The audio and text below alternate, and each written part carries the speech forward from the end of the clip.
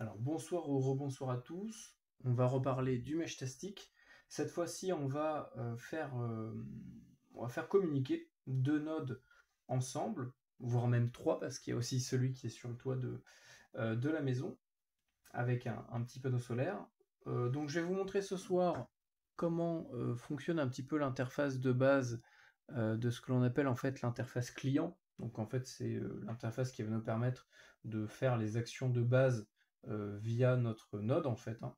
Donc le node que l'on va utiliser ce soir, ça va être le petit LTEC V3 qui est juste ici, qui est vraiment hyper pratique pour son côté tout simplement très compact, très léger, qui va être vraiment fait pour ça. Moi, je vous recommande, si vous voulez avoir un node à la maison ou autre, plutôt en fixe, je vous recommanderais plutôt de partir sur quelque chose d'un peu plus conséquent, comme le petit Liligo T3 ou voilà, d'autres dispositifs. En tout cas, le LTEC V3 lui est vraiment fait pour être mis par exemple dans un tout petit boîtier comme ça, imprimé en 3D que je me suis imprimé, qui est vraiment au format pageur et qui va vraiment avoir tout d'intégré à l'intérieur. Bon, celui-là, il est défoncé parce que c'était mon premier prototype, mais je vous montrerai prochainement un petit peu ce que j'ai fabriqué, ce que j'ai customisé pour mon petit LTEC V3. Donc je rappelle rapidement, hein, le Meshtastic, on va communiquer par les ondes radio. Donc là, en l'occurrence, on va pas être sur du 433 MHz, mais sur du 869. Donc il faut bien sûr que les deux nodes travaillent, soient fabriqués, conçus pour fonctionner sur la même gamme de fréquences. Donc là, en l'occurrence, 868 MHz.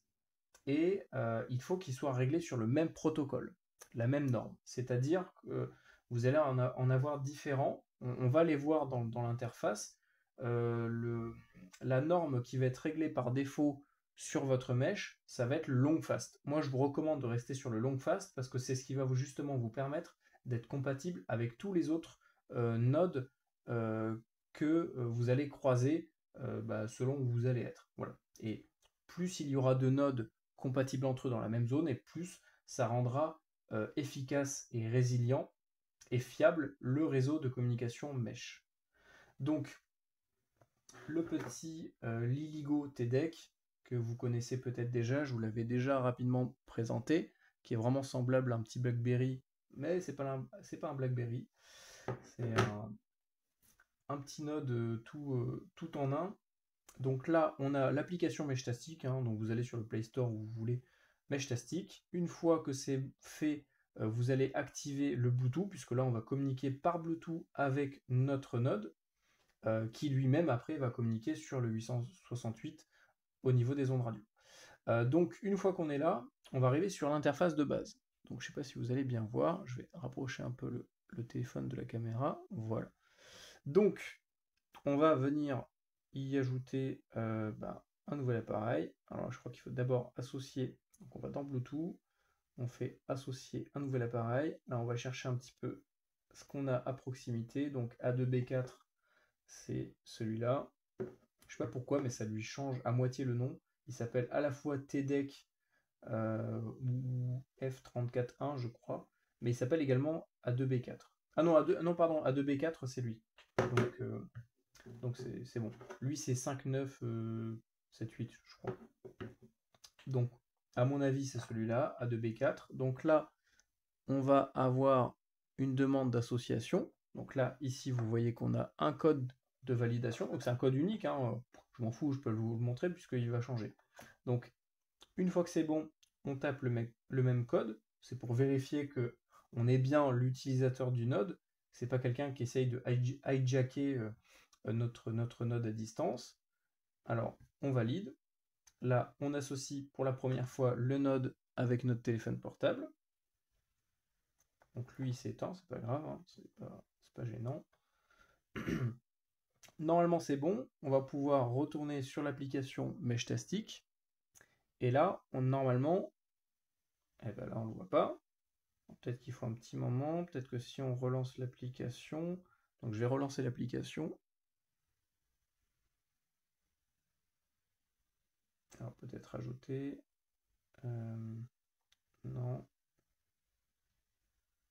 Ah, ok. il faut d'abord activer, il faut activer la localisation. Autant pour moi, c'est que j'ai pas l'habitude de les paramétrer. Ok, on autorise. Ah voilà, c'est bon. Là on le voit, A2B4. Je pense que c'est pour référencer le node dans la base de données. Donc là on voit que c'est en train de charger tous les réglages. Donc là c'est bon, en fait, on a réussi à charger en quelques secondes tous les paramètres de notre node directement dans notre application, dans notre interface client. Donc là on peut voir, voilà, il y a tous les nodes qui vont arriver, hein, je vais désactiver les notifs. Donc ici, on va pouvoir renommer notre node. Donc moi, je vais le laisser tel quel, au moins, voilà. Ça m'évite de me mélanger. Donc A2B4. Donc il va avoir deux noms différents. Donc là, c'est le nom complet. Et vous allez pouvoir également paramétrer un nom court. Je crois que c'est jusqu'à 5 symboles. Donc lettres et chiffres.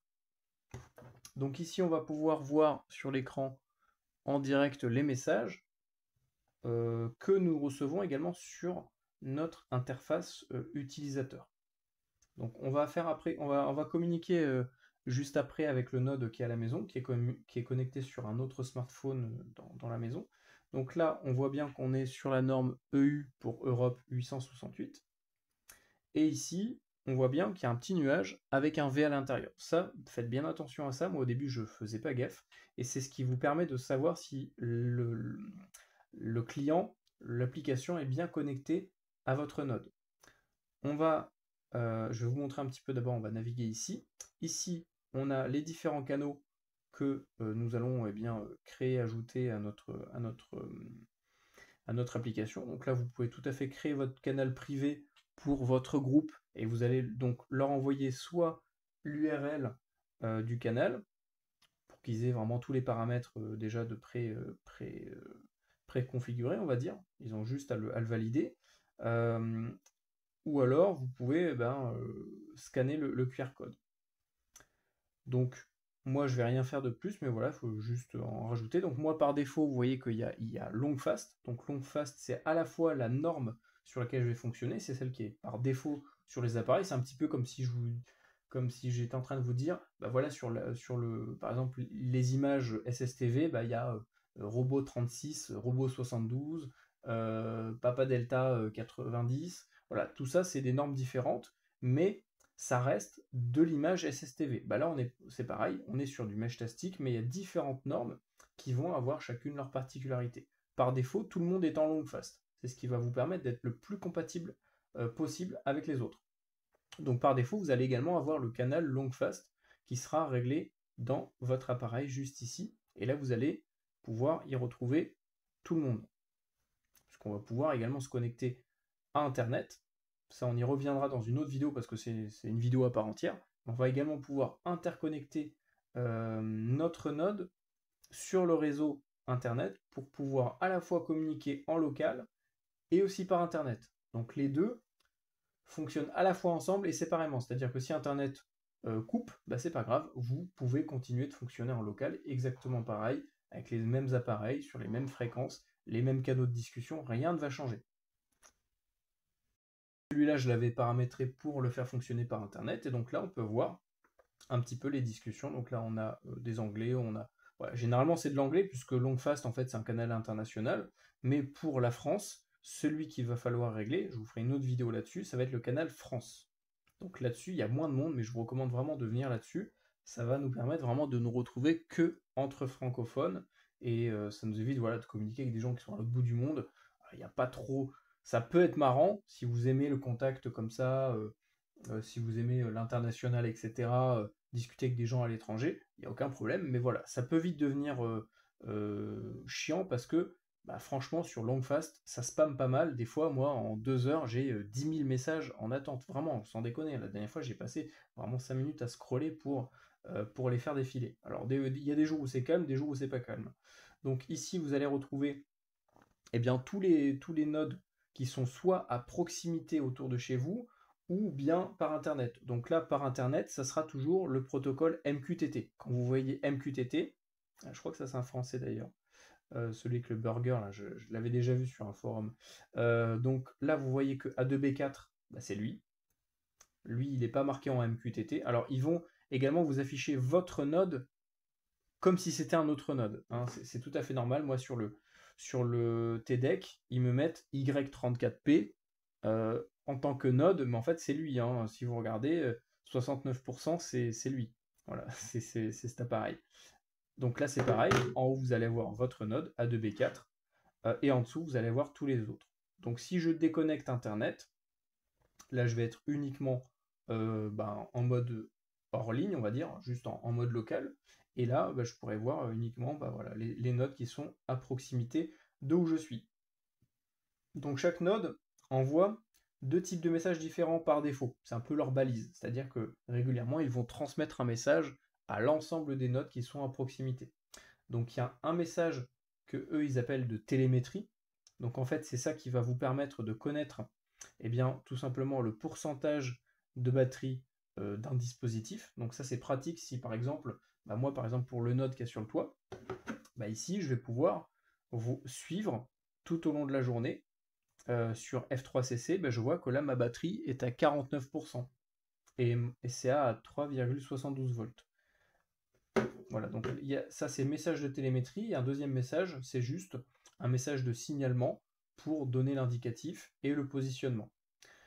Donc voilà, tout ça c'est que du MQTT, donc c'est que des nodes par internet.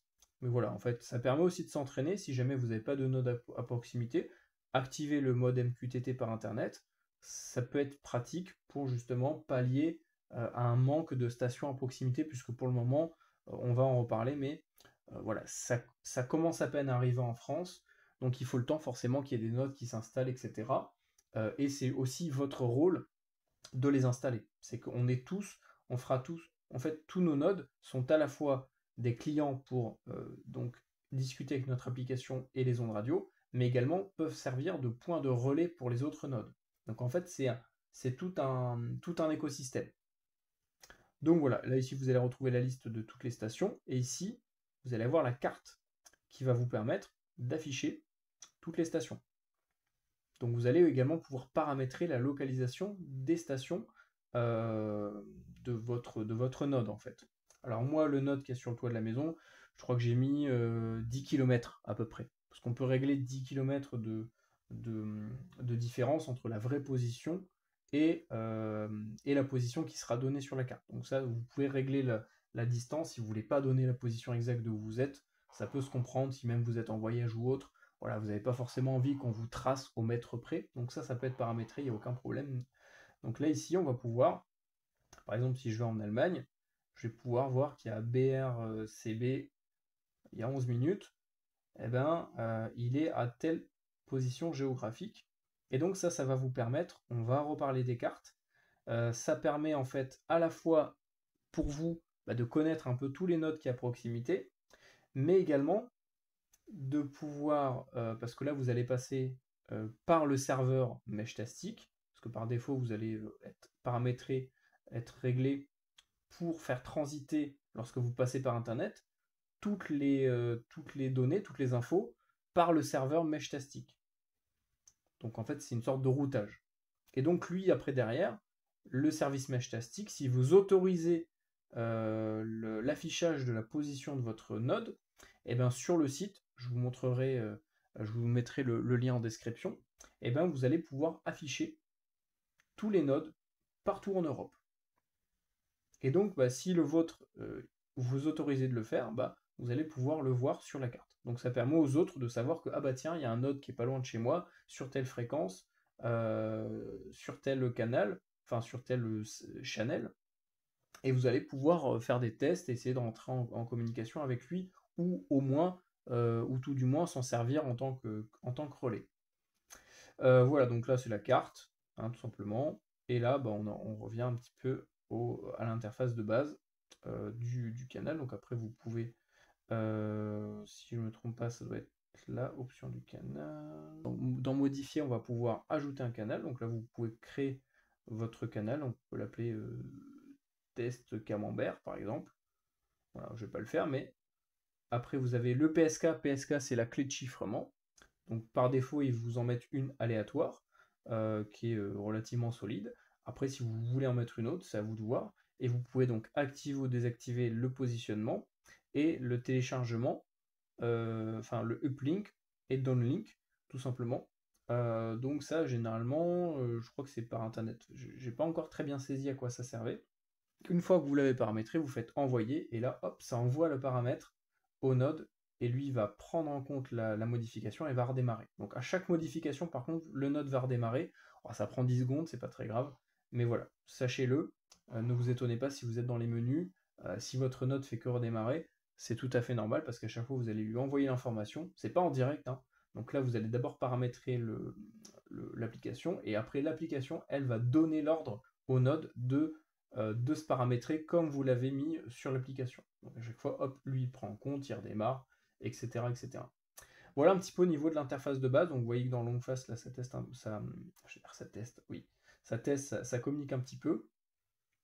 Alors ça peut être intéressant, on peut voir un petit peu chacun parle un petit peu de son matos.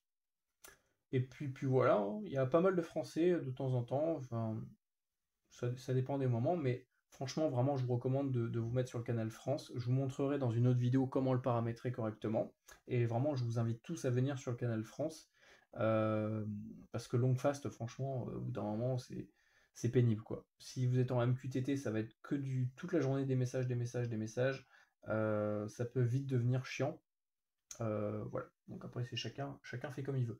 Encore une fois, je vous mettrai donc tous les liens en description de la vidéo euh, le, pour le Liligo TDEC, pour oui, aussi pour le Crosscall, pour le LTEC V3, et puis dans une prochaine vidéo, là, on va voir, on va essayer de les faire communiquer ensemble, et puis voilà.